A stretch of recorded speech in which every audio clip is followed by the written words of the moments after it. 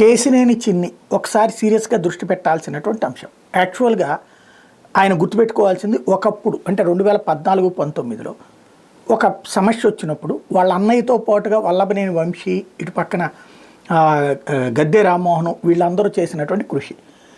రాజశేఖర్ రెడ్డి ముఖ్యమంత్రిగా ఉన్నప్పుడే inner ring road కట్టారు.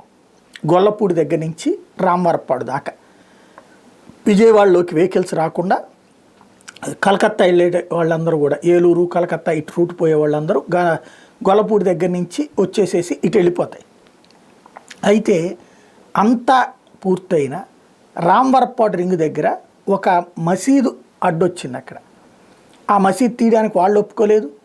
అక్కడ లేకపోతే ఆ పాయింట్ దగ్గర ఫ్లైఓవర్కి అట్లా దాదాపు 4-5 సంవత్సరాలు అట్లాగే ఉండిపోయింది. 3-4 సంవత్సరాలు వేసుకోవాలి. ప్రభుత్వం మారింది, తెలుగుదేశం అధికారంలోకి వచ్చి వల్లభనేని వంశీ, అటు గద్దె రామ్మోహన్, అటు పక్కన కేసినేని నాని వీళ్ళందరూ కూర్చుని ముస్లిం పెద్దలతో మాట్లాడించి వాళ్ళకి మసీదు అవతల కట్టుకునేటట్టు ఇచ్చి వాళ్ళకి కావాల్సిన డబ్బులు ఇప్పించి ఫైనల్గా అక్కడ క్లియర్ చేయడం వల్లనే ఇప్పుడు అక్కడ పూర్తయింది. అందువల్లనే మనకిప్పుడు కనబడేటటువంటి ఫ్లైఓవర్ రామవరప్పాడు రింగ్ రోడ్డు దగ్గర బయటికి వెళ్ళగలుగుతున్నాం అంటే అదే కారణం. ఇది ఇప్పుడు ఆయనకి ఎందుకు చెప్తున్నానంటే, ఎన్టీఆర్ జిల్లా నందిగామ మండలం దాములూరు దగ్గర వైరా ఏటి మీద నిర్మించిన వంతెనకి అప్రోచ్ రోడ్డు వేయకపోవడంతో 8 ఏళ్లుగా నిరుపయోగం పడింది. అంటే వీళ్ళ అన్నయ్య కూడా ఫెయిల్ అయ్యాడు, అక్కడ పట్టించుకోలేదు. అంటే నాని కూడా పట్టించుకోలేదు. 2 తెలుగు రాష్ట్రాలు కలిపే వత్సవాయి చెవిటికల్లు ఆర్ఎన్బి రోడ్డు 61 కిలోమీటర్లు ఉంది.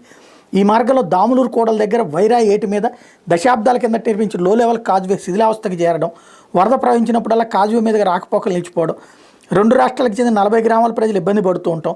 రాష్ట్ర విభజన తర్వాత తెలుగుదేశం పార్టీ ప్రభుత్వం నాబార్డు నుంచి వంతెన నిర్మాణానికి 6,47,00,000 మంజూరు చేయించి 200 మీటర్ల పొడవున వారధి నిర్మించేశారు. అప్పట్లో భూసేకరణ సమస్య రావడంతో అప్రోచ్ రోడ్డు వేయలేదు. 2021లో న్యూ డెవలప్మెంట్ బ్యాంక్ NDB నుంచి 33 కోట్లు మంజూరైనాయి. ఆ నిధులతో వంతెనకి ఇరువైపుల అప్రోచ్లతో పాటు వీరులపాడు మండలం జమ్మవరం నుండి నందిగామ మండలం కొనతమాత్మకూరు వరకు రోడ్డు వేయాల్సి ఉంది. కానీ వైసీపీ ప్రభుత్వం టైంలో అది బిల్లులు ఇవ్వకపోవడంతో ఆగిపోయింది. అయితే ఇప్పుడు దానికి సంబంధించినటువంటిది ఇప్పటికీ కూడా వంతెనకి అప్రోచ్లు లేకుండా అట్లాగే పడి ఉన్నాయి. దాన్ని పూర్తి చేయించడం అనేది చేయగలిగితే గొప్ప విశేషం అవుతుంది. చిన్ని పేరు అట్లా నిలబడిపోతుంది.